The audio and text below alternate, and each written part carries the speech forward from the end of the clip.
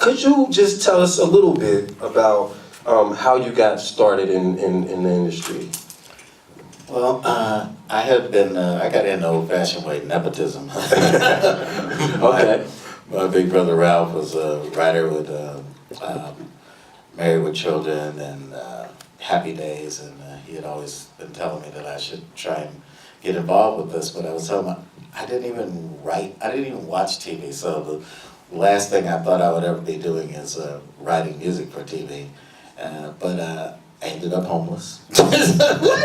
What? Living on the streets, and an opportunity came by. Ralph was always trying to push me into things, and I did a pilot called Living Large years ago, and it didn't get picked up, but it happened during the writer's strike back in, I think it was 88 or something like that. Okay, the writer's strike of '88. Yeah, and interesting story. All of the networks started airing all of their pilots as a way to put some new material on the air. Okay, so I'm sitting. I had finally gotten out the streets, and had a little apartment.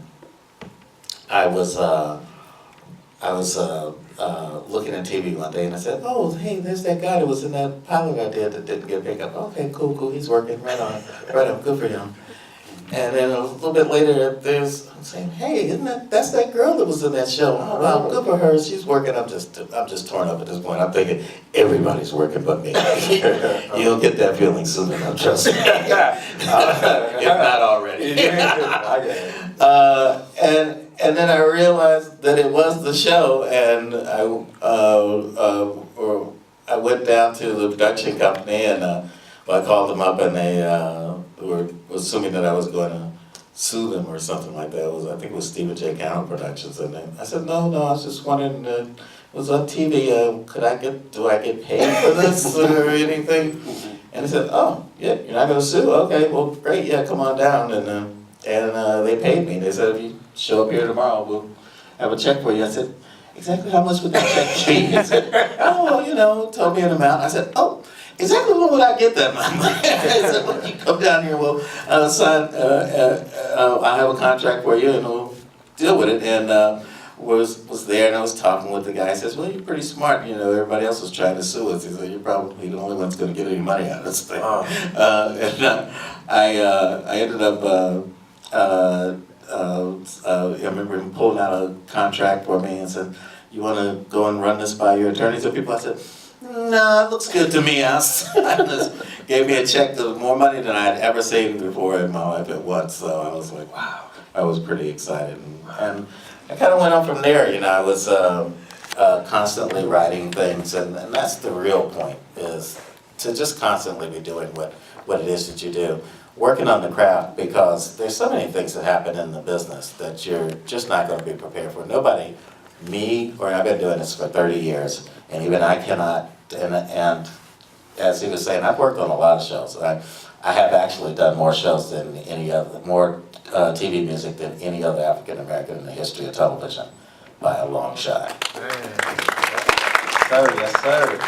I haven't seen a year without at least 5 shows on the air at the time, since in 27 years. So last year we did, I personally did 9 different series and films, and my company did another 8, so we're doing pretty good. And the year before we did over 22 television series and films. So, that happens. Okay, all right. Well, let me ask you this. I guess you kind of answered the question, but as one of the busiest and most successful African-American film and television composers today, what elements do you believe make a composer great? I'm still working on that one. That's why I asked you. It really is an attention to the craft. The reality is your composer has to be a filmmaker too, just like every one of you in here. He has. If you hire a composer that doesn't feel like he's part of the filmmaking process, then you've already blown it. It's not about me and my music. I'm a cog in the wheel for your vision. And then how do I help make your vision work?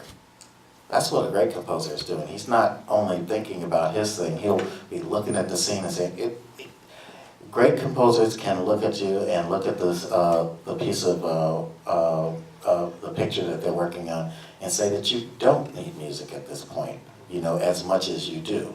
So, you know, there may need to be a breath, there may need to be less, there may need to be more, you know, may need to change in ways that they haven't even done yet, but they find a way, you know. And that's what's important. Are they there for their music, or are they there for your picture? Are they there for the story that you're trying to tell? Because the music helps you tell the story, you know. Our whole job is to tell people what to feel, you know. A camera going down a dark hallway is not scary. It's not scary until I go. And now you know Pookie about to get off. You know, something's about to happen. You know, and that's the reality of it. You have to be a filmmaker yourself and in love with the entire process. Okay, thank you for that.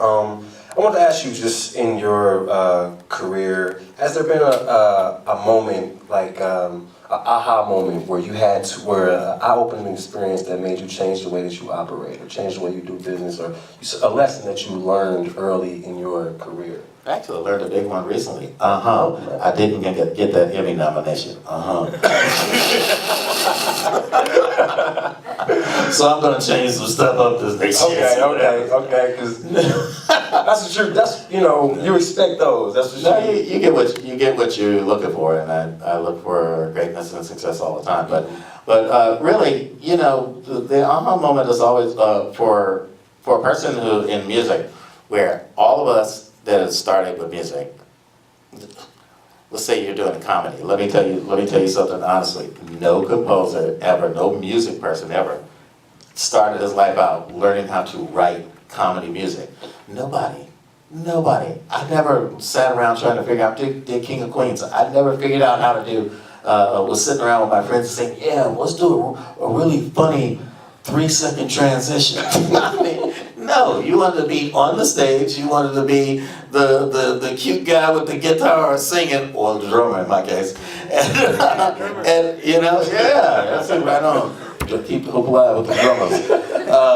You know, that's the point. So now you're in a business where it's not all about you. So the aha moment is how are you to still be an artist but the fullness of your job is to be in service to something else that wasn't even yours. I mean, filmmakers, great many of times have been working on a project for years before it ever got to a composer. And that's even if it was a musical. So, I mean, a lot of times it's true. You know, you've got to, the aha moment is realizing that it is not about you, it is about the whole. And how do I help with the telling of the story, the entire story that's going on. And you know, you don't come that way. You come with, I'm a star, I'm gonna be on the stage and I'm gonna this, that, and the other. You don't come with, my job is to be in service to something or someone else.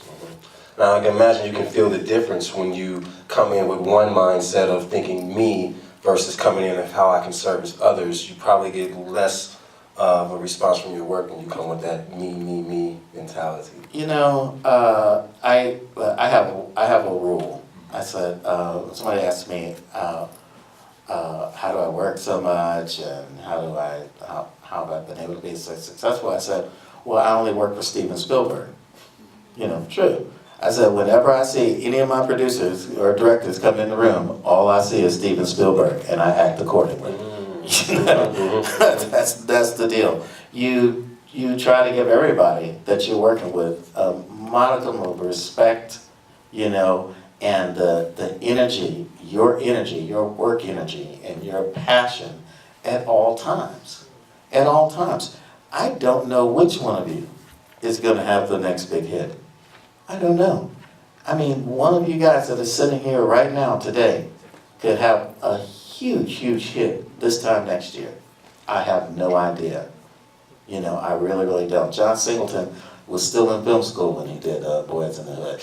You know, so wrap your minds around that. That's not, and then at which he, got an Academy Award nomination for, so come on. It can happen, you know.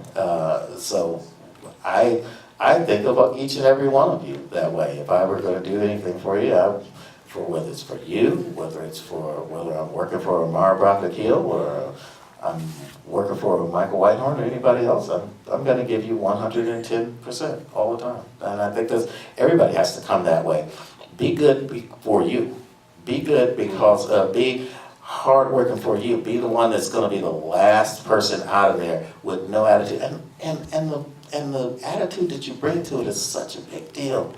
I mean, I spend 18 hours a day in a dark, windowless room with an old Dutchman, you know, named Renee. And I'm gonna tell you something. You start asking yourself who you want to be working next to you when you're working these long hours, and all of the hours in this business are going to be horrifically long and hard and tedious, and so many years of it just not feeling like it's paying off, and everybody telling you, what the hell are you doing with your life? Yes. Everybody, so get used to that one. Just blank that one out and keep it on stepping. You just gotta keep on working. You've gotta keep working for you and be the best that you can be and bring that all the time.